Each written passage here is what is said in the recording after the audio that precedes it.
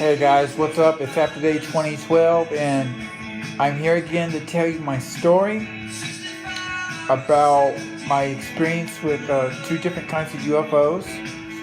Uh, Basically, the first time I encountered a UFO as a young boy was in the summer of 1990. I was 15, 16 years old.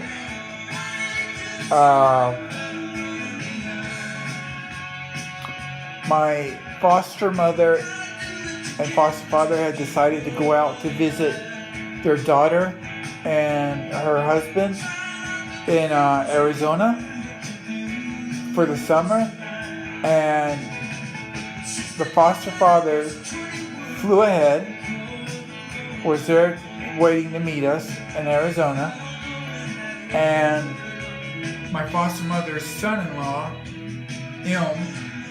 was driving the van, and I was sitting in the back with my brother, who I think was asleep, and my foster mother was in the front seat. And it's 11:30 at night, and we're traveling on this really extremely long road in Texas. It was 11:30 at night. And basically, my foster mother looks out the window and she says, "Hey, what are those strange lights off in the desert?" And I thought she was playing, kidding around. I said, "Oh, come on, Mom, stop fooling around." I called her Mom, even though she was my foster mom.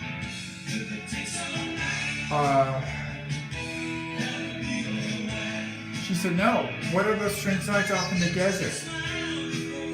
And so I decided to push up the blinds on the back of the window, and I looked out the side window, and I saw 7 spears of light floating above the ground about 100 feet away from the road, off in the desert. And I watched them in amazement because I'd never seen anything like it.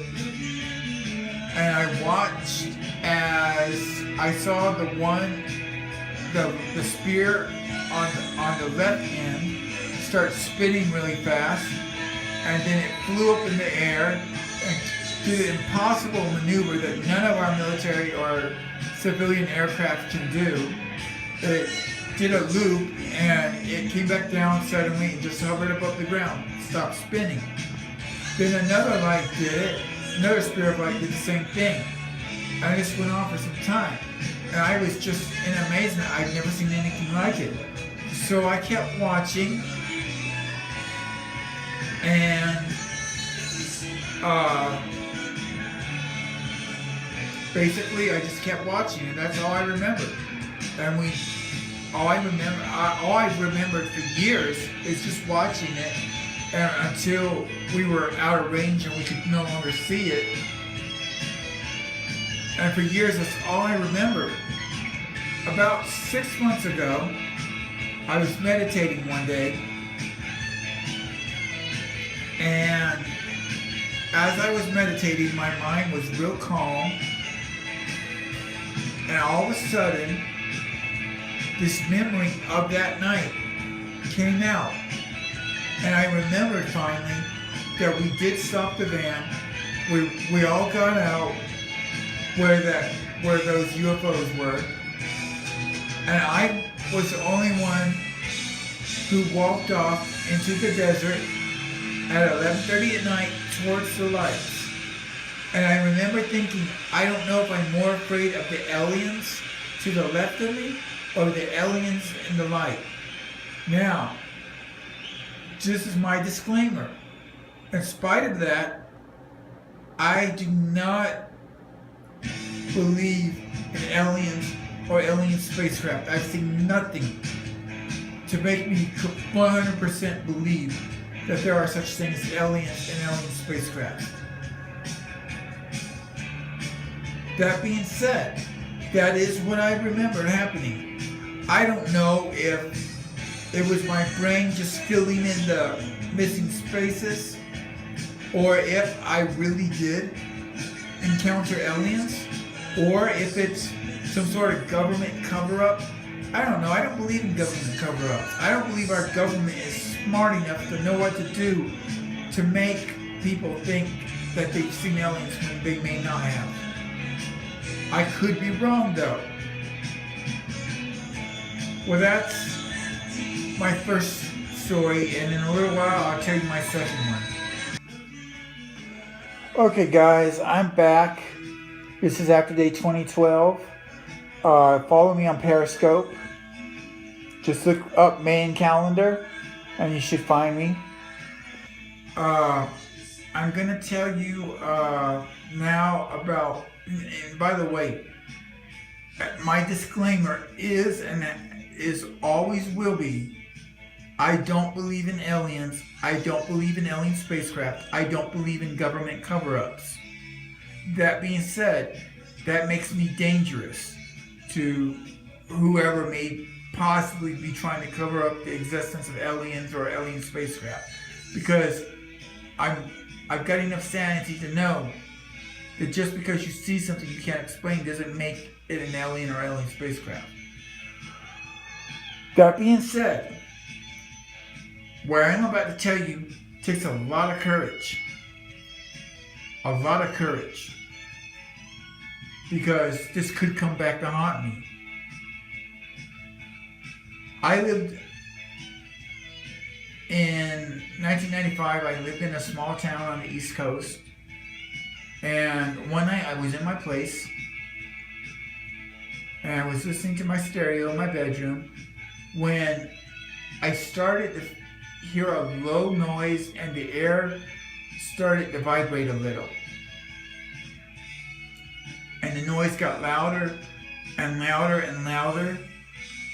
And the air began to vibrate more. The more the louder the noise got, the more the air began to vibrate. And suddenly I just realized, oh my God, maybe since I'm near a military aircraft base, maybe the plane crashed or something.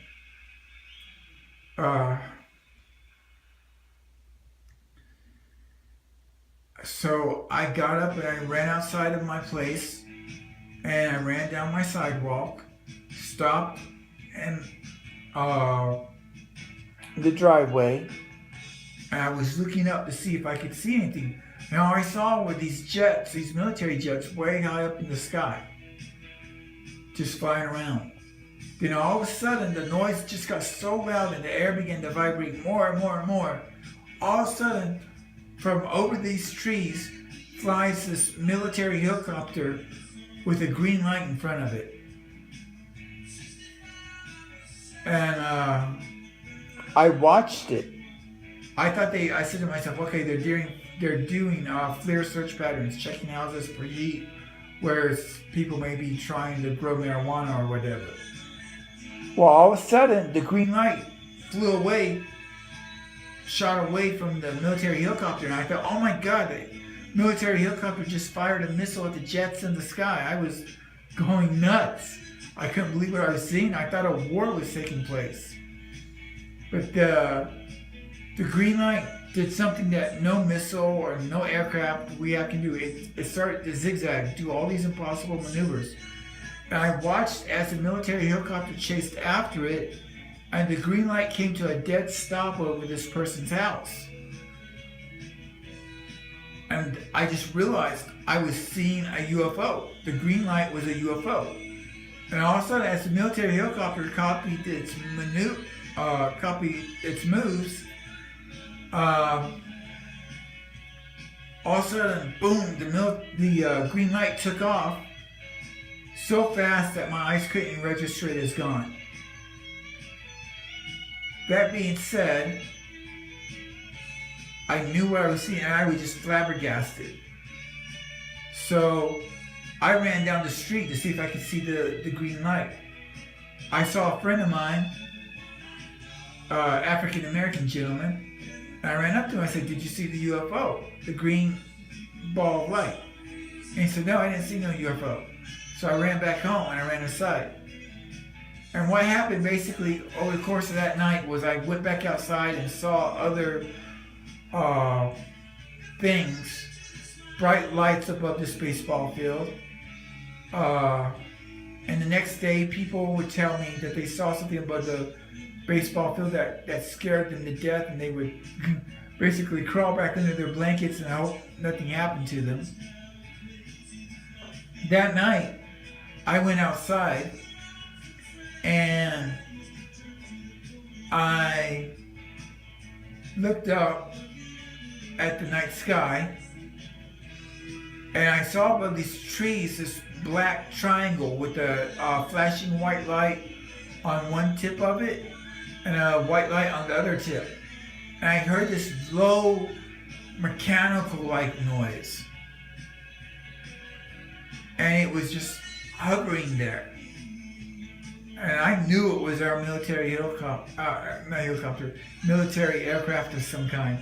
I said, holy shit, if that green light comes back tonight, they're gonna catch it. They ain't playing games.